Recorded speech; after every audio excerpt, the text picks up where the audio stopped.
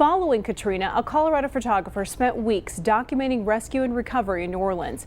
She's been back many times, including just a few weeks ago. Bill Folsom sat down with her for perspective on the disaster and how it continues to impact her life today. Eddie, a survivor of Hurricane Katrina, content now living in Colorado with the woman who saved her. Eddie is a companion, also a symbol of what Nanette Martin saw and experienced taking photographs of Katrina's aftermath. I remember being in the middle of it and thinking, I can't get out of this for hours and hours and hours and maybe days. I can't get to the edge of this. 80% of New Orleans underwater. Martin was riding along with National Guard soldiers. When she snapped this award-winning photo, it also began a friendship with Naomi Burkhalter. She couldn't walk after tearing her knee up out helping stranded animals in her flooded neighborhood.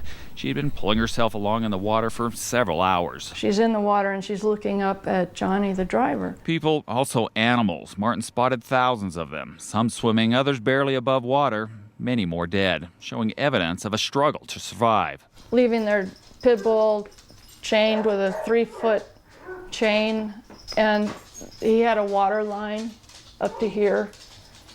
So, I mean, how long did he have to stand on his back legs with his head up so that he didn't drown? The tragic animal stories brought Martin back to the area to document and assist with rescue efforts.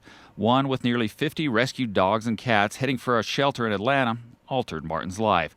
Someone suggested taking pictures of each animal and uploading them over the internet. And by the time we got to Atlanta, practically every one of them was spoken for. Martin realized her pictures could make the difference between a homeless animal living or dying. The better the photo, the faster the adoption.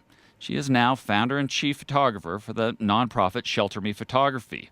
Since Katrina, she's photographed thousands of homeless animals at no cost to rescues and shelters. This is what I can do, and for some weird reason, I do it better than most. This simple solution to a complex problem is an unexpected outcome from Katrina. There are pockets that have not been touched at all, houses that have not been lived in, they're still boarded up. I think I saw one house that still had the FEMA tarp on it.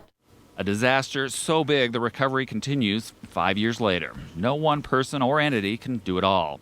Eyes that focused on one of the issues, helped by a loving little dog at her side, show efforts that start small can lead to unexpected results. Bill Folsom, News First 5. Before Katrina, Martin did photography work for magazines like People. Now keeping the nonprofit going takes all her time. There's a link to her website through ours at newsfirst5.com.